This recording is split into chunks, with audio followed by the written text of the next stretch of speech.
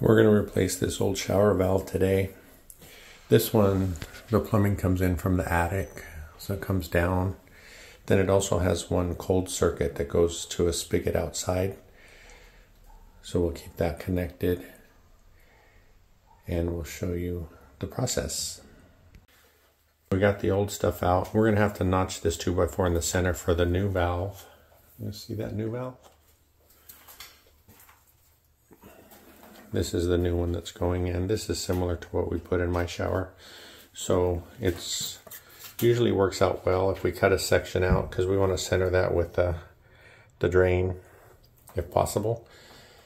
So we'll cut it out and then we'll have to put cross blocks in. We added these two new 2x4s. We'll put cross blocks so we can screw the ears of this valve to those. And we need to give ourselves room to come up with the shower head run, the pipe that goes up to the shower head.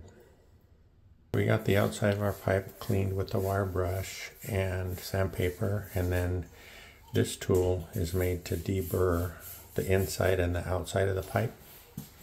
So we just stick this right up in here, stick the cone in there and give it a few turns like that. That deburrs the inside, and then this one does the outside, to leave the end of the pipe nice, and it won't restrict water flow in any way. So we got the pipe cleaned, we got the flux on there. So you want to put flux inside the fitting and on the pipe. Make sure they slide all the way on. These fittings are going to transition us from copper to PEX. So we'll be using PEX pipe to connect the valve. So we got those soldered on. They look pretty good. This one gave me a little bit of trouble, so I pulled it off after the first try to make sure the solder went all the way around the pipe and in the fitting, and it looked good. It just didn't seem like it was melting the way it should. So now we'll cut this 2x4 in the center and make room for our valve. These are the tools that we've been using for this project. The first one is this pipe cutter. I told you before, you snap it around the pipe and then it has directional arrows to tell you which way to turn it. And it gets a little tighter with each turn and cuts through the copper. They make those in 1/2 inch and 3/4, what we use mostly in residential. Then we have the flux here. We use no corrode flux. And these have to be approved to use with water pipes. So those and the solder as well. So the solder doesn't have a label on it, but this solder is made to work on water systems as well.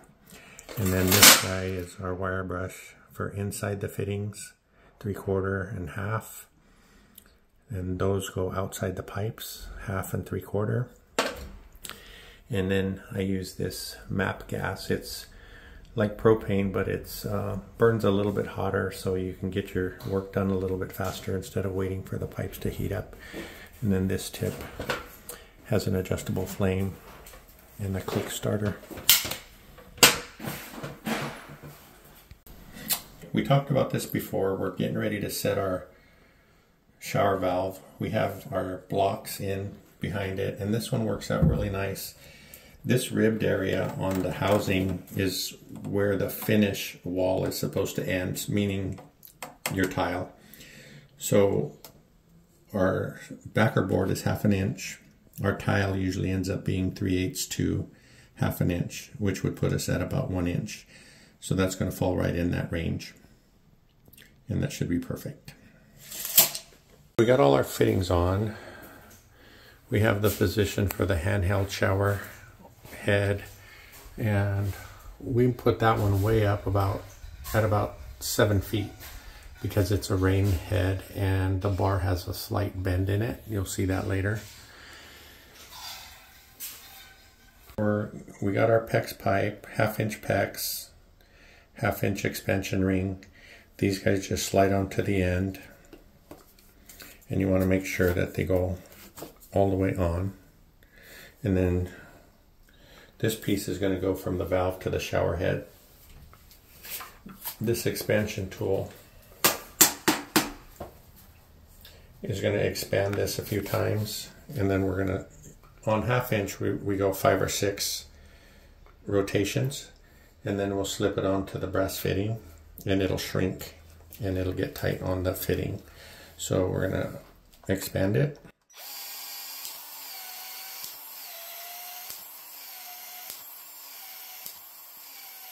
That was 6, and then we're going to put it right on here. Push all the way down. Hold it just for a second or two until it starts to shrink. That's how those are done. That's what that looks like when it's done. So the valve, and then you have the hot and cold coming in from the left and right, and that one down there goes to the exterior where there's a hose bib outside. So we left that live. And then going up here, we have the 1 dog ear for the handheld shower, and then this one goes all the way up for the rain head.